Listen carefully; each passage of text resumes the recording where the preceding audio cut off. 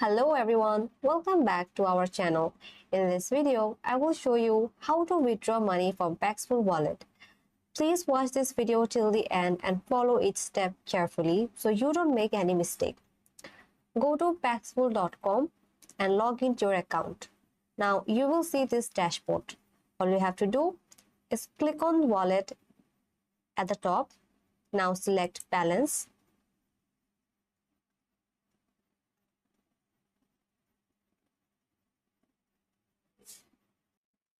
And will show all your crypto.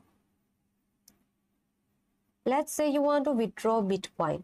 All you have to do is click on this three dot next to it and then select sell BTC.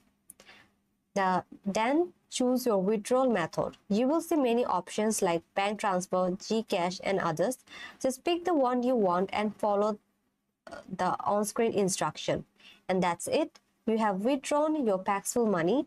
So that's basically how to withdraw crypto from Paxful. If this video helped you, please like and subscribe. Thanks for watching, and I will see you in my next video.